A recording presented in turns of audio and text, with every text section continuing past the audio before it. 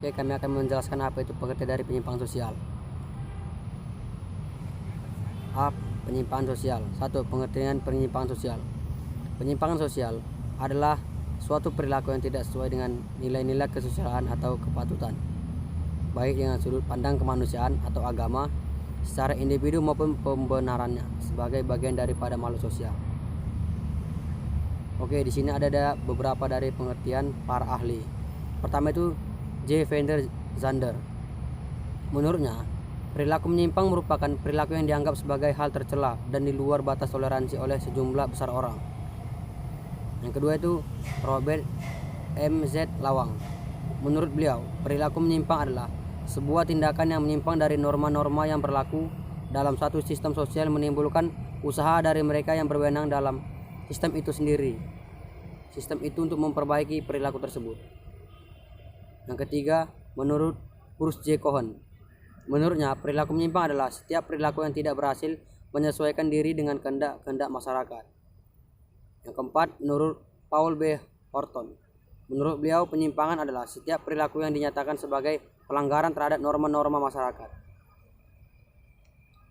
Kemudian Paul B. Horton membagi penyimpangan menjadi 6 ciri, yaitu 1. Penyimpangan harus dapat didefinisikan. Maksudnya di sini itu di mana penyimpangan itu harus dapat didefinisikan oleh beberapa masyarakat yang akan melakukan penyimpangan sosial. Kedua, penyimpangan bisa diterima juga bisa ditolak. Ada beberapa kita melihat penyimpangan itu dapat diterima oleh masyarakat dan tidak dapat diterima karena mungkin penyimpangannya cukup berat. Yang ketiga itu penyimpangan relatif dan penyimpangan mutlak. Yang keempat, penyimpangan terhadap budaya nyata atau budaya ideal. Yang kelima, terhadap norma-norma penginderaan dalam penyimpangan. Yang keenam, penyimpangan sosial bersifat adaptif atau menyesuaikan. Baiklah, yang selanjutnya saya akan menjelaskan tentang bentuk-bentuk penyimpangan sosial. Yang pertama adalah penyimpangan primer atau primary deviation. Penyimpangan primer adalah penyimpangan yang dilakukan secara tidak terus-menerus atau tidak terlalu merugikan orang lain. Contohnya mencuri, membuli, seperti itu. Yang kedua, penyimpangan sekunder atau secondary deviation. Penyimpangan sekunder adalah penyimpangan yang dilakukan secara terus-menerus dan berulang-ulang meskipun dikenai sanksi. Contohnya mencuri atau merampok dan juga pembunuhan dan lain-lain. Penyimpangan berdasarkan jumlah individu yang terlibat. Yang pertama, penyimpangan individu. Penyimpangan individu adalah penyimpangan yang dilakukan tanpa campur tangan dari orang lain. Yang kedua, penyimpangan kelompok. Penyimpangan kelompok adalah penyimpangan yang dilakukan secara bersama-sama atau dilakukan dengan orang banyak. Penyimpangan campuran adalah penyimpangan yang gabungan atau seseorang individu dapat mempengaruhi kelompok lain sehingga dapat melakukan penyimpangan tersebut.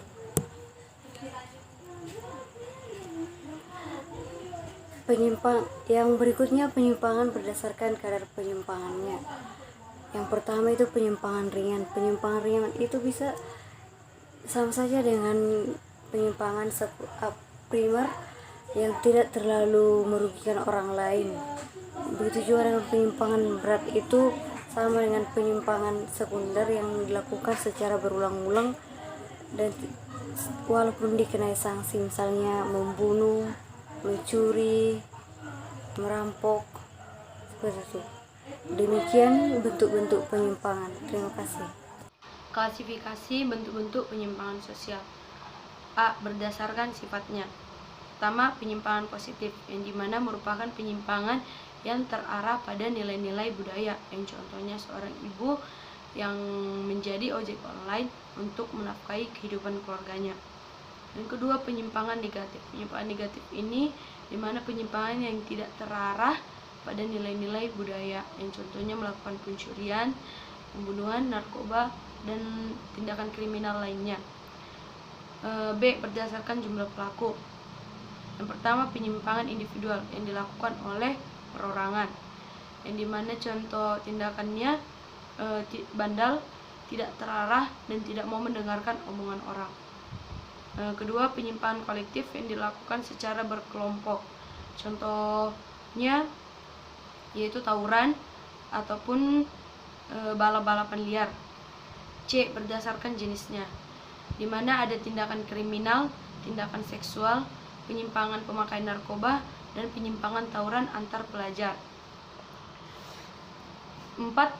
Ada faktor-faktor penyimpangan sosial. Yang pertama, perbedaan status.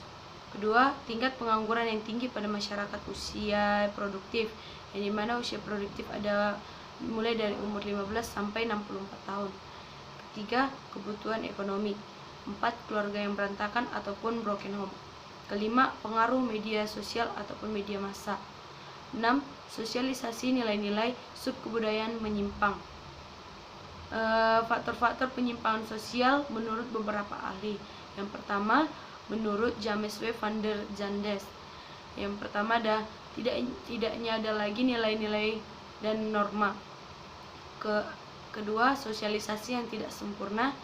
Ketiga, subkebudayaan yang menyimpang. Menurut Kaiser Lambros, yang pertama bentuk dari biologis, psikologis, dan sosiologis. Di sini saya akan menjelaskan tentang faktor yang mempengaruhi perilaku menyimpang. Faktor yang mempengaruhi perilaku menyimpang ada dua. Yang pertama, faktor internal. Maksud dari faktor internal yaitu faktor yang terjadi dalam diri seseorang atau dalam diri sendiri. Yang kedua, faktor eksternal. Faktor eksternal maksudnya di sini yang terjadi dari luar diri seseorang. Yang keenam, teori penyimpangan. Yang pertama, teori differential association. Yang kedua, teori labeling. Yang ketiga, teori anomi. Yang keempat, teori perilaku adaptasi. Dampak penyimpangan sosial. Dampaknya terhadap diri seseorang atau individu.